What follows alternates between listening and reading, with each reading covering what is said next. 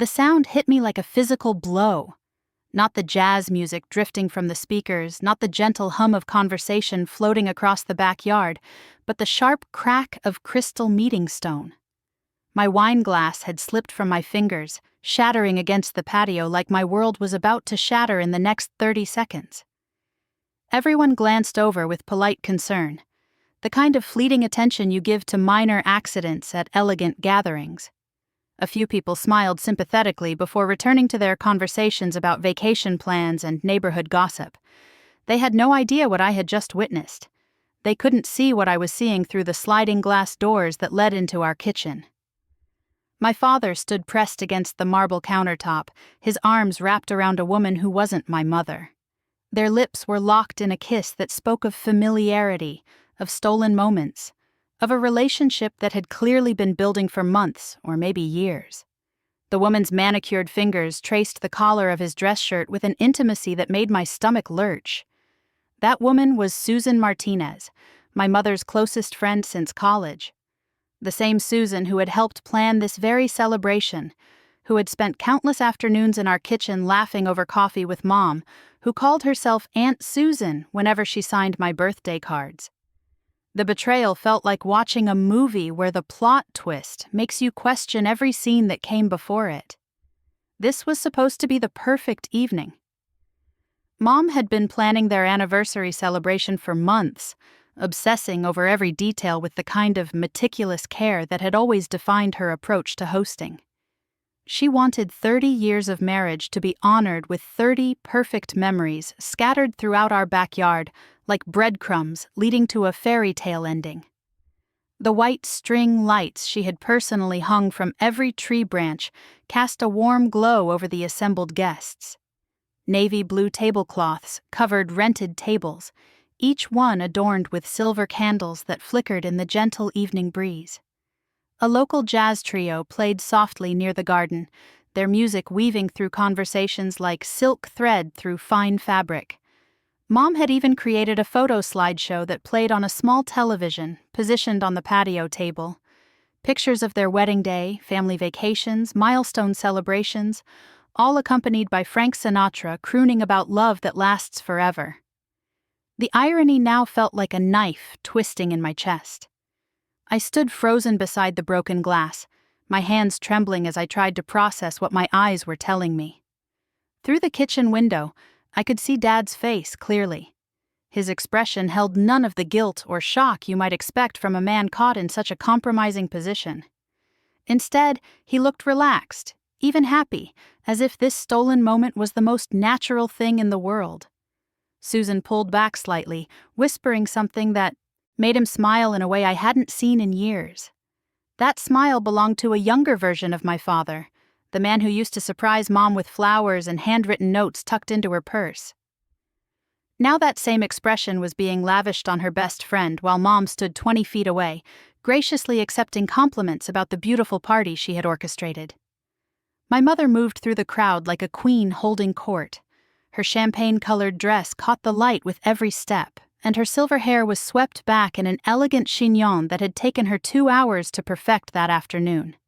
She paused at each group of guests, asking about their children, remembering details about their lives, making everyone feel valued and welcomed. She had no idea that her husband of 3 decades was embracing another woman in their own kitchen. Or did she?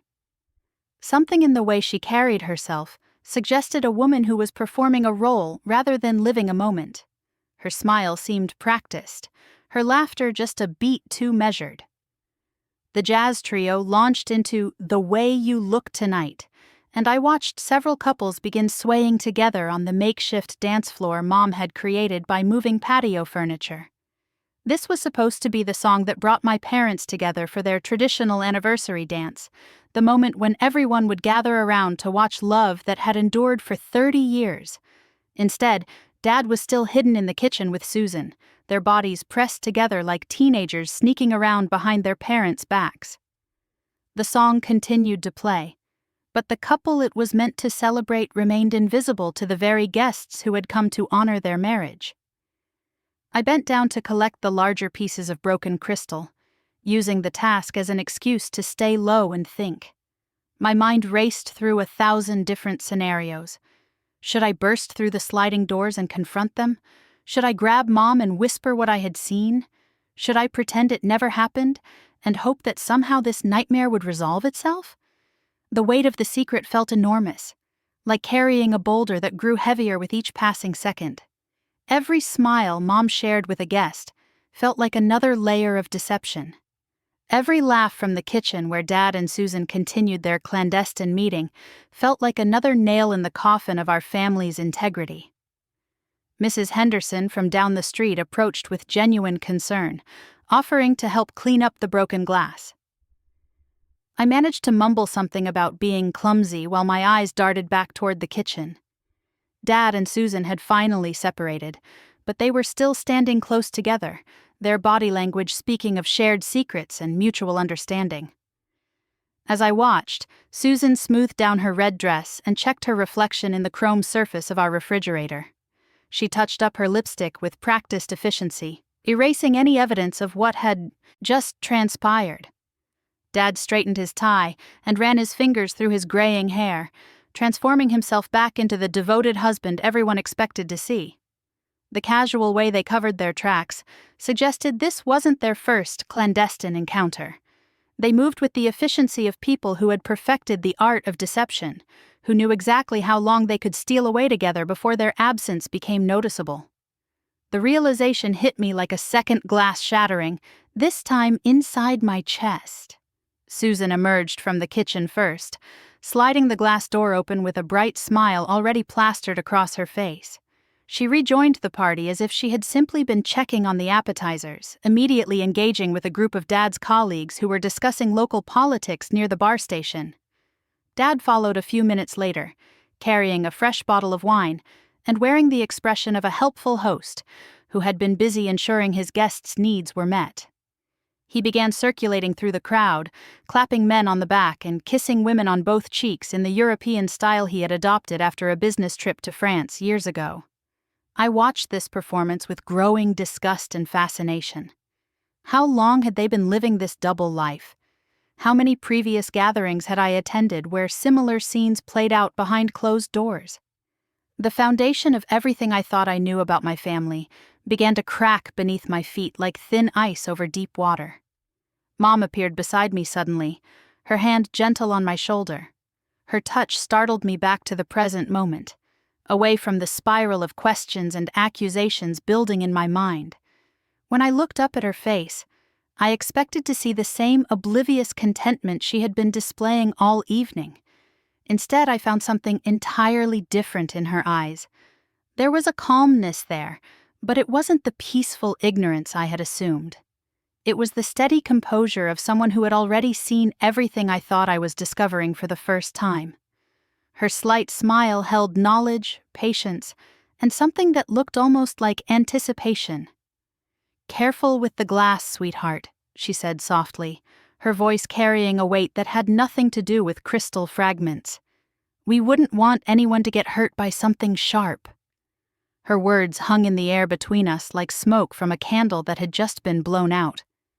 I stared at her face, searching for cracks in that serene expression, looking for any sign that she was as devastated as I felt. But Mom's features remained composed, almost ethereal in the soft glow of the string lights overhead. "Mom," I whispered, my voice barely audible above the gentle murmur of conversation surrounding us. "Did you see what I just saw?" She tilted her head slightly, her eyes following mine toward the kitchen, where Dad was now engaged in animated conversation with the Johnsons about their recent cruise to Alaska. Susan had positioned herself strategically across the patio, laughing with a group of women from Mom's book club, playing the role of devoted friend with Oscar-worthy precision. "I see many things, darling," Mom replied, her tone carrying the same measured quality I had noticed all evening. "But some things are worth seeing more clearly than others."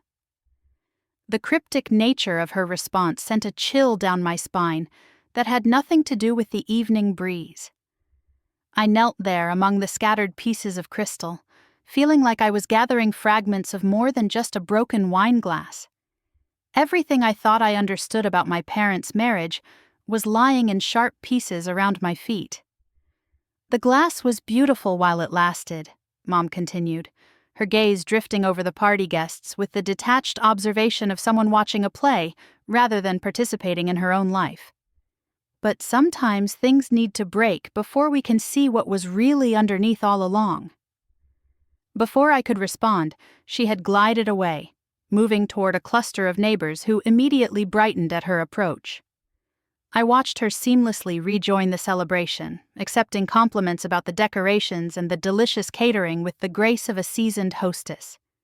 Yet, something in her posture suggested a woman who was marking time, waiting for a moment that hadn't yet arrived. The jazz trio shifted into a slower melody, something sultry, and knowing that seemed to underscore the tension I felt crackling beneath the surface of this supposedly perfect evening.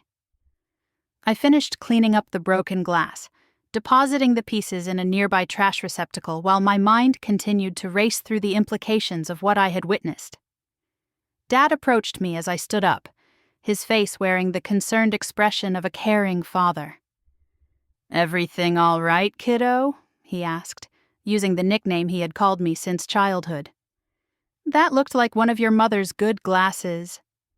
The casual way he spoke, as if the last 15 minutes hadn't happened, made my stomach turn. I studied his face for any sign of guilt or nervousness, but found only the familiar features I had known all my life.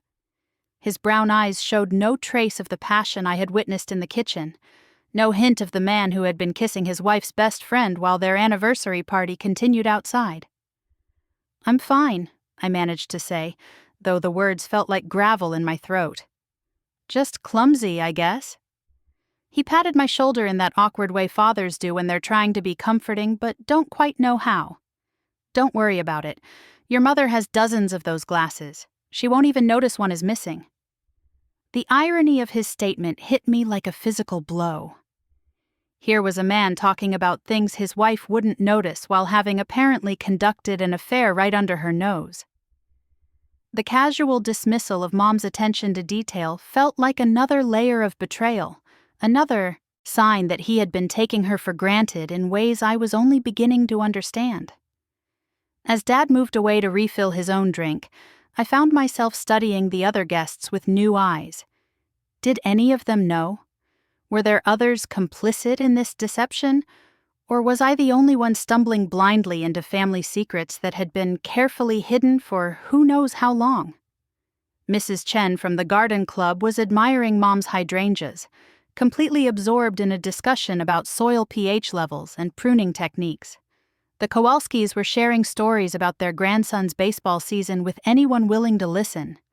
Everyone seemed genuinely engaged in the kind of innocent social interactions that make neighborhood gatherings pleasant and memorable. Yet I couldn't shake the feeling that I was watching a carefully orchestrated performance where some of the actors were playing roles they had never auditioned for. The normalcy felt forced, artificial, like a movie set designed to look like real life, but lacking the authentic messiness that makes genuine moments believable. Susan's laughter carried across the patio, bright and melodic, as she regaled a small group with what appeared to be a humorous anecdote. She gestured expressively with her wine glass, her red dress swishing as she turned to include everyone in her storytelling circle.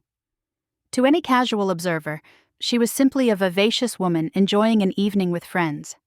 But I couldn't unsee what I had witnessed in the kitchen. Every smile she directed toward my mother now felt calculated. Every compliment about the party seemed hollow and manipulative. The way she touched Mom's arm while speaking felt like the worst kind of violation, a physical reminder of the emotional betrayal that was apparently ongoing. The slideshow continued its rotation of family memories on the patio television, each image now taking on a different meaning in light of what I had discovered. There was Dad teaching me to ride a bicycle, his face beaming with pride as I wobbled down our driveway. There was the family vacation to Yellowstone when I was 12, all of us grinning beside Old Faithful with the kind of uncomplicated happiness that seemed impossible to recreate. When did it start? The question haunted me as I watched those images cycle past. Was Dad already living a double life during that camping trip to the mountains 3 summers ago? Had he been texting Susan while we roasted marshmallows and told ghost stories around the campfire? The uncertainty was almost worse than the knowledge itself. A burst of laughter from near the garden caught my attention. Mom was holding court with several of her friends, telling what appeared to be a delightful story that had everyone hanging on her every word. Her timing was perfect, her delivery polished, but there was something theatrical about her performance that I had never noticed before. She paused at just the right moments, allowing anticipation to build before delivering what must have been the punchline. The group erupted in appreciative laughter, and several women reached out to touch her arm or squeeze her hand in the way people do when they want to share in someone else's joy. But as the laughter died down and the group began to disperse, I caught a glimpse of Mom's expression in the brief moment before she composed herself for the next social interaction. What I saw there wasn't the warm satisfaction of someone who had just entertained friends. Instead, there was something calculating, almost predatory, in the set of her features. The realization hit me like ice water in my veins. Mom wasn't oblivious to what was happening between Dad and Susan. She knew. Not only did she know, but she was planning something. The calm composure I had attributed to ignorance was actually the steady focus of someone preparing for battle. "Ladies and gentlemen," Mom's voice suddenly rang out across the patio, clear and commanding in a way that immediately captured everyone's attention. "If I could have your attention for just a moment." The conversations gradually died away as guests turned toward her expectantly. She stood near the edge of the patio, backlit by the string lights in a way that made her appear almost luminous against the darkening sky. Dad and Susan both froze in their respective conversations, their faces turning toward Mom with expressions that might have been anticipation or might have been fear. "I wanted to take a moment to thank you all for being here tonight," Mom continued, her voice carrying easily across the gathering without seeming to strain.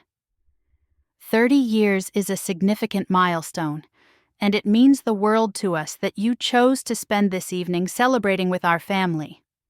She paused, allowing her gaze to sweep across the assembled guests before continuing. "Marriage, as I'm sure many of you know, is a journey full of surprises. Some pleasant, some less so. But what I've learned over these 3 decades is that the most important moments often happen when you least expect them." There was something in her tone that made the hair on the back of my neck stand up. This wasn't the gracious hostess speaking anymore. This was someone else entirely, someone who had been waiting patiently for exactly this moment to reveal herself to the world. The jazz trio had stopped playing, sensing that something significant was about to unfold. Even the evening breeze seemed to have stilled, as if nature itself was holding its breath in anticipation of what would come next. Mom smiled, and for the first time all evening, the expression reached her eyes. "The best part," she said softly, her words carrying clearly in the sudden silence, "is always yet to come. To come." The silence that followed Mom's words felt alive, breathing with possibility and dread. Every guest stood frozen in place, wine glasses suspended halfway to lips, conversations abandoned mid-sentence.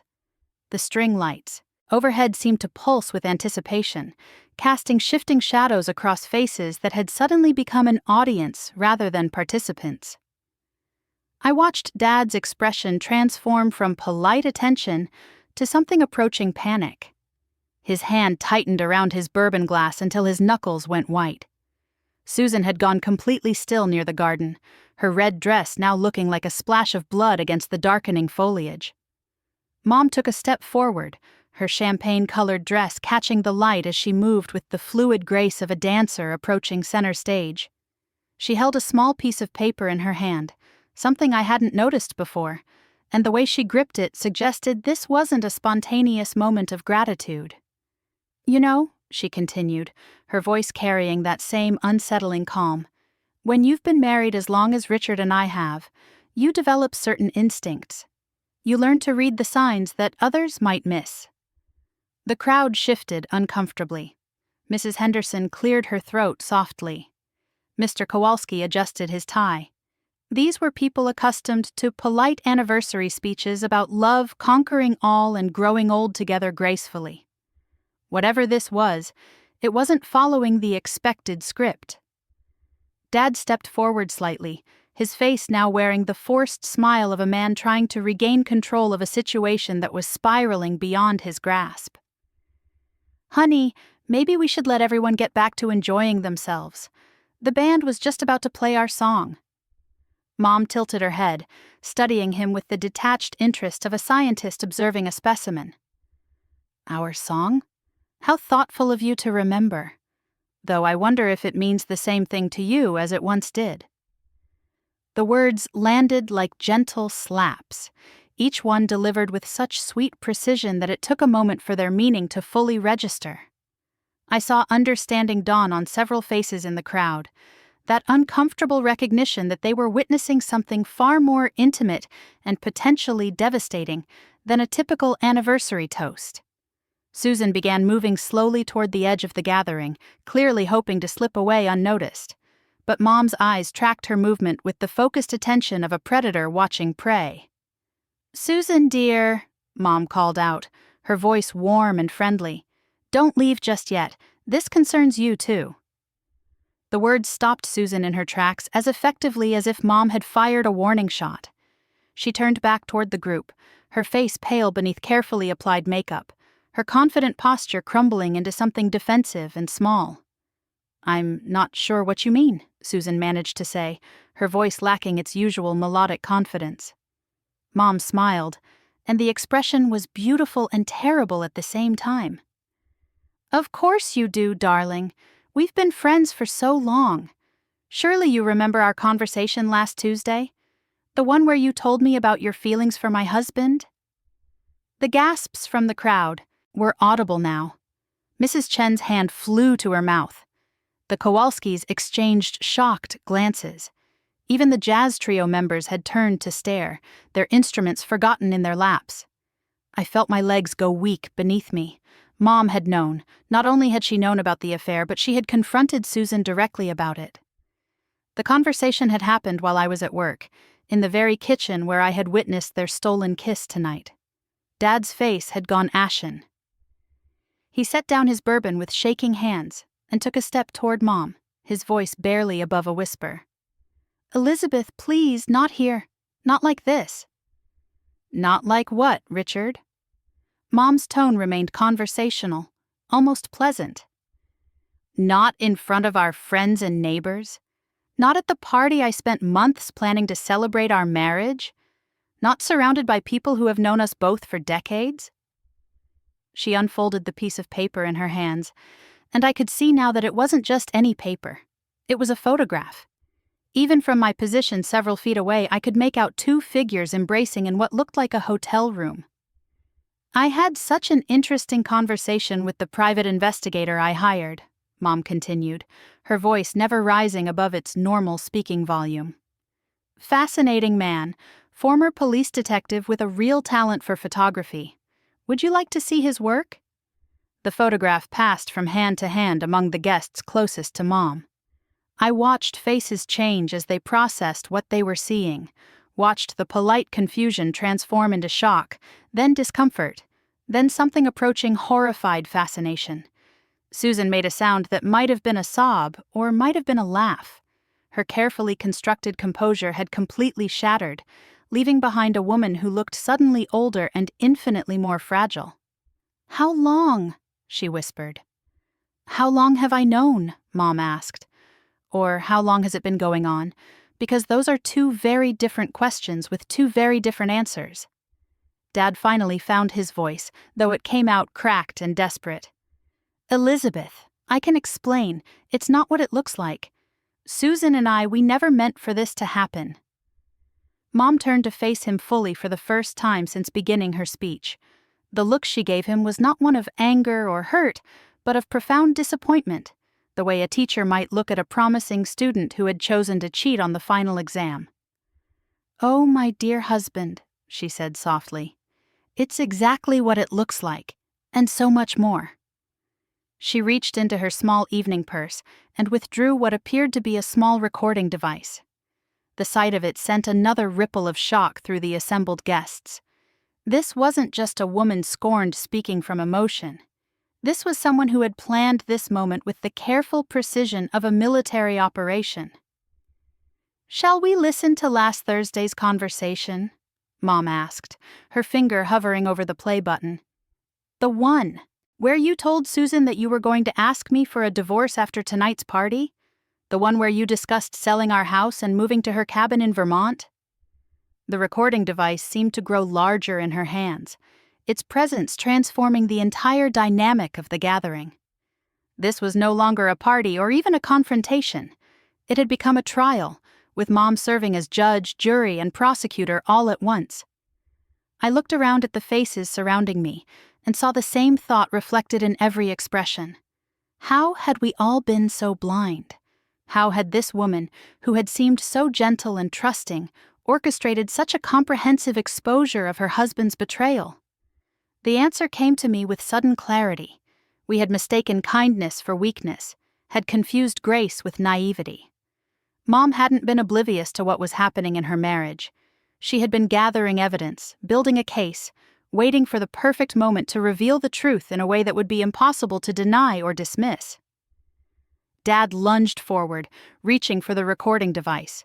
"Elizabeth, don't do this. Think about our reputation. Think about the family." Mom stepped back smoothly, keeping the device out of his reach. "I am thinking about the family, Richard.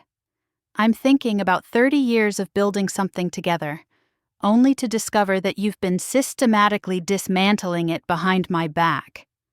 She pressed the play button. Dad's voice filled the evening air, tinny but unmistakable through the small speaker. The words that emerged painted a picture of calculated deception that went far beyond a simple affair. He spoke about liquidating assets, about the prenuptial agreement Mom had trustingly signed decades ago, about his plans to leave her with as little as legally possible. But it was Susan's voice that truly shocked the crowd. Her responses revealed a woman who had not only encouraged Dad's betrayal, but had actively participated in planning Mom's financial and emotional destruction. She spoke about Mom with casual cruelty, referring to her as naive and pathetic, expressing satisfaction at the thought of taking over the life Mom had built. When the recording ended, the silence was absolute. Even the evening insects seemed to have stopped their chirping, as if nature itself was stunned by the depth of the betrayal that had just been revealed. Mom carefully returned the device to her purse, her movements deliberate and unhurried. "I wanted everyone to hear that," she said simply, "because I realized that secrets only have power when they're kept in darkness. Once they're brought into the light, they become just another kind of truth that needs to be dealt with." Dad's shoulders sagged, as if all the air had gone out of him. The confident man who had been working the crowd earlier in the evening had disappeared, replaced by someone who looked defeated and somehow smaller. Susan had begun crying, but there was nothing graceful about her tears. They streaked her makeup and left dark stains on the bodice of her red dress. Several of the other women at the party had unconsciously stepped away from her, creating a small circle of isolation around her shame. "The beautiful thing about truth," Mom continued, addressing the crowd as if she were delivering a lecture rather than destroying 2 lives in real time, "is that it doesn't require anyone's permission to exist. It simply is, and once it's revealed, everything else has to rearrange itself around it." She walked over to the small television where the slideshow of family memories continued to play. With a gentle touch, she turned off the display, ending the parade of images that now felt like evidence of a lie that had lasted 3 decades. "I won't be needing these memories anymore," she said, her voice carrying clearly across the silent gathering. "They belong to a version of my life that never actually existed." The guests began to stir uncomfortably, unsure whether they should leave or stay, whether this was the end of the evening or merely the beginning of something even more dramatic. Several couples exchanged meaningful glances, clearly planning their exit strategies. But Mom wasn't finished. She reached into her purse once more and withdrew an envelope, thick and official-looking. The sight of it made Dad's face go even whiter, if that was possible. Divorce papers, she announced matter-of-factly. Filed this afternoon, along with a restraining order preventing Richard from accessing any of our joint accounts or entering our home after tonight. The methodical nature of her planning was becoming clear now. This hadn't been an emotional reaction to discovering her husband's affair. It had been a carefully orchestrated dismantling of a marriage that she had already mentally ended. You see, Mom explained to the assembled crowd, her tone remaining conversational despite the devastation she was delivering. When someone shows you who they really are, the kindest thing you can do is believe them. Richard has shown me exactly who he is, and I've finally chosen to accept that truth. She handed the envelope to Dad, with the same gentle efficiency she might use to pass him the salt at dinner. Consider yourself served. The legal formality of the moment seemed to snap something in the crowd. People began moving toward the exits, their polite murmurs of farewell mixing with barely contained whispers about what they had just witnessed. But Mom held up a hand, and somehow her gesture was enough to stop the exodus. "Please don't leave just yet," she said, her voice carrying a note of genuine warmth for the first time all evening. "I have one more thing to share, and I promise this will be the good news you've all been waiting for." She smiled, and this time the expression transformed her entire face, making her look years younger and infinitely more alive than she had appeared all evening. "You see, the best part really is still coming." The transformation in Mom's demeanor was startling. Where moments before she had wielded truth like a surgical instrument, cutting away deception with clinical precision, now she radiated something entirely different. Joy. Not the brittle satisfaction of revenge, but genuine happiness that seemed to bubble up from some deep well I hadn't known existed. "The thing about endings," she continued, her voice taking on a lighter quality that made several guests lean forward despite their obvious desire to flee, "is that they're really just beginnings wearing different clothes." She reached into her purse one final time, and I found myself holding my breath along with everyone else. What other revelations could possibly remain after the nuclear devastation she had already unleashed? But when her hand emerged, it held nothing more threatening than a simple business card. "3 months ago," Mom said, turning the card so the crowd could see it, "I started taking painting classes at the community center. Watercolors mostly. Landscapes and still lifes. Nothing too ambitious for a woman my age." The mundane nature of this announcement felt surreal after everything that had preceded it. Dad stared at her as if she had started speaking in tongues. Susan had stopped crying, but remained frozen in place, her mascara creating dark tributaries down her cheeks. My instructor, a lovely woman named Caroline, mentioned that a friend of hers runs a small gallery downtown. She thought my work showed promise. Mom's smile grew wider. Turns out she was right. She held up the business card higher, and I could make out elegant script that read, "Meridian Arts Collective." Several of the guests squinted to read it, their faces showing confusion about why this information was relevant to the evening's dramatic revelations. "Next month, I'll be having my first solo exhibition. 43 paintings, all completed during what I now realize were the final months of my marriage." Mom's laugh was clear and musical. "I've titled the collection After the Storm. Seemed appropriate, don't you think?" The irony wasn't lost on anyone. While Dad and Susan had been planning their future together, Mom had been quietly building an entirely new life for herself. The betrayal that had seemed like her destruction was actually the catalyst for her rebirth. "The opening reception is next Saturday at 7, she continued, addressing the crowd as if she were simply sharing exciting news rather than delivering the final blow to her marriage. "You're all invited, of course. I'd love for you to see what I've been working on while Richard was busy with his own projects." Dad found his voice again, though it came out hoarse and desperate. "You planned all of this. The investigation, the recording, the timing of everything. How long have you been manipulating this situation?"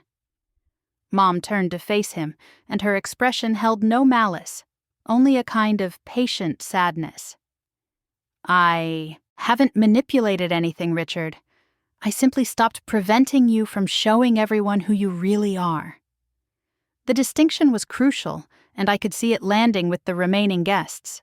Mom hadn't orchestrated Dad's betrayal, or forced him to make the choices he had made. She had simply removed the protective barriers she had spent years constructing around his reputation and their marriage. "When did you know?" Susan finally managed to ask, her voice barely audible. Mom considered the question with the same thoughtful attention she had always given to complex problems. "I suspected something was changing about 2 years ago. You started calling more frequently, always when Richard was home. Your compliments about our marriage became more pointed, as if you were fishing for information about potential weaknesses." She paused, her gaze drifting over the assembled guests before returning to Susan. "But I knew for certain 6 months ago, when I found the receipt for the hotel room in Richard's jacket pocket. The same hotel where you told your book club you were staying while your house was being fumigated." The methodical way she laid out the timeline was chilling. This hadn't been a sudden discovery that sent her into an emotional tailspin. It had been a slow accumulation of evidence that she had processed with the analytical mind of someone building an airtight case. "I could have confronted you both immediately," Mom continued. "I could have made a scene, demanded explanations, begged Richard to choose our marriage over his infatuation. But I realized something important during those months of watching and waiting." She looked directly at Dad, her eyes clear and steady. "I realized I didn't want to fight for someone who had already chosen to leave. Fighting would have meant accepting that our marriage was something that could be won or lost based on my performance rather than his character." The insight hit me like a physical blow. Mom hadn't been passive or naive during the months when she discovered the affair. She had been making a conscious choice to preserve her dignity rather than compete for love that was being freely given to someone else. "So, instead of fighting," she said, her voice growing stronger, "I spent that time preparing for the life I wanted to live after the marriage ended. I took the painting classes. I consulted with lawyers. I opened my own bank account for the first time in 30 years. The practical aspects of her planning were becoming clear now. While Dad had been focused on his affair and his exit strategy, Mom had been quietly building her own foundation for independence. "I also did something else during those months," she added, reaching into her purse once more. This time she withdrew a small notebook, its pages filled with her neat handwriting. "I started keeping track of all the moments when I felt happy, truly happy, without any contribution from Richard." She flipped through a few pages, and I could see dates and brief entries scattered throughout. "Watching the sunrise from our bedroom window while Richard slept. Finishing a particularly challenging painting. Having lunch with my sister without checking my phone to see if he needed anything."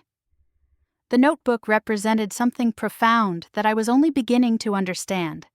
Mom had been systematically proving to herself that her happiness didn't depend on a marriage that was already over.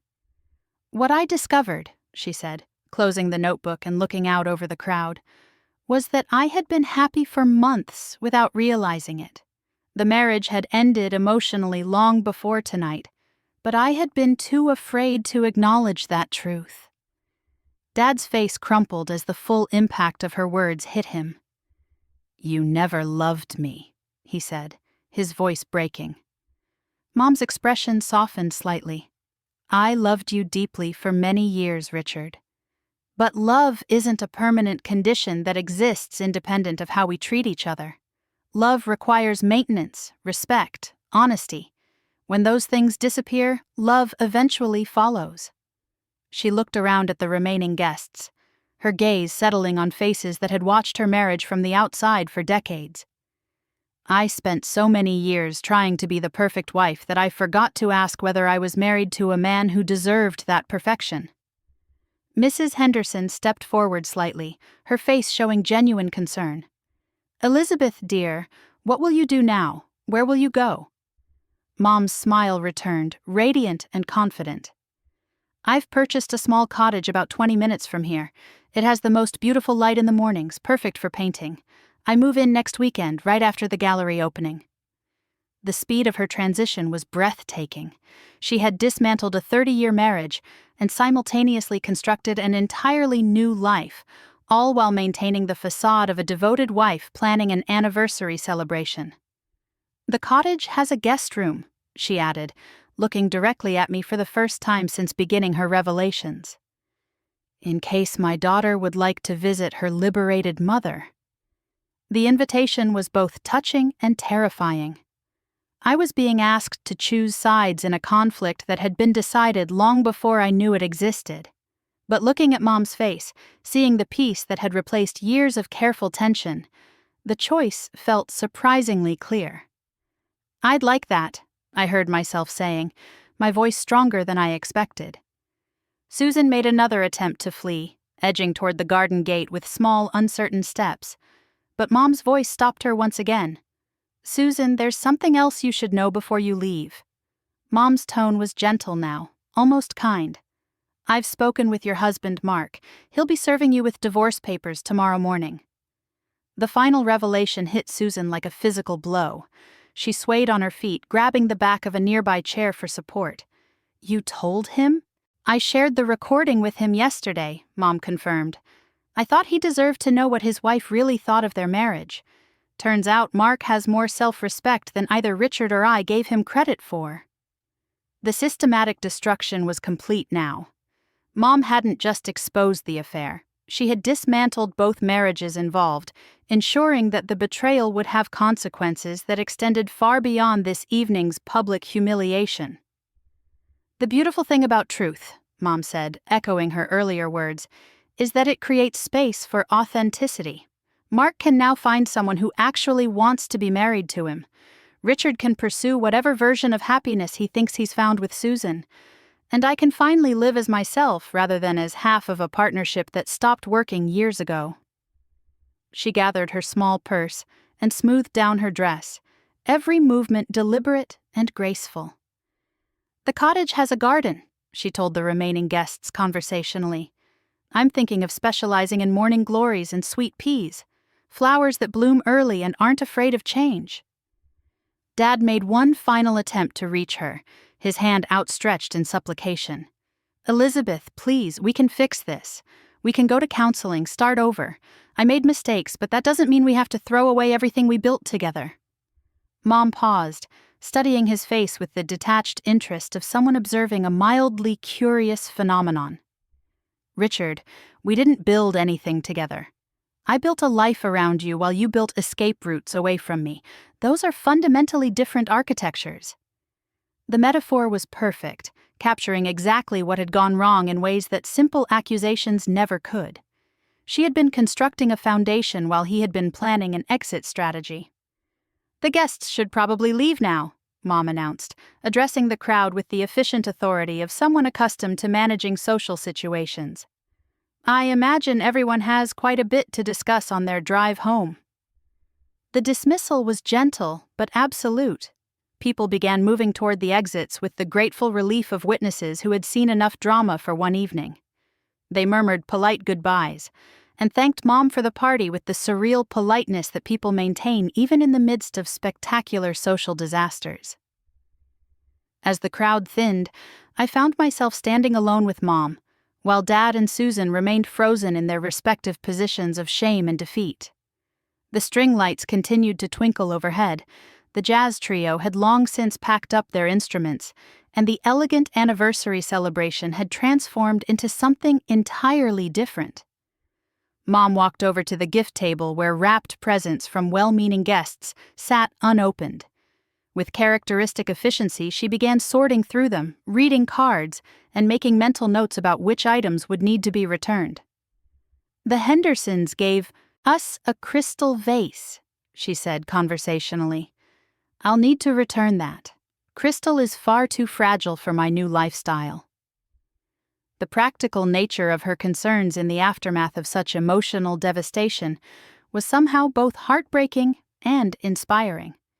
She was already thinking past this moment, planning for a future that didn't include managing other people's expectations or protecting a reputation that had never truly belonged to her.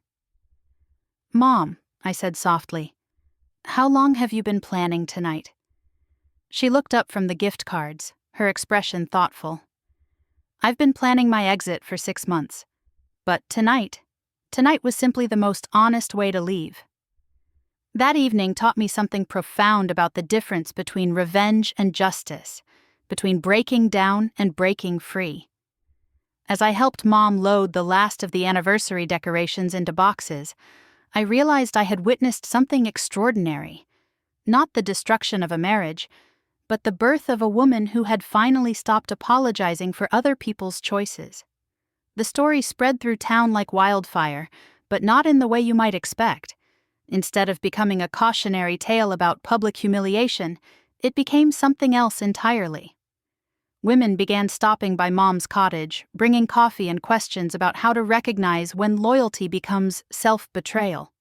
Her painting exhibition sold out opening night, not because of scandal, but because people recognized truth when they saw it rendered in watercolor. Dad and Susan moved to Vermont as planned, but their relationship crumbled within months.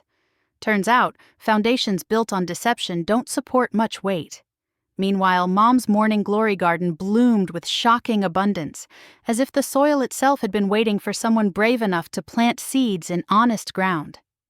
If you've ever felt like you're living in someone else's story, if you've ever wondered whether keeping the peace is worth losing yourself, remember this. Sometimes the best part really is still coming.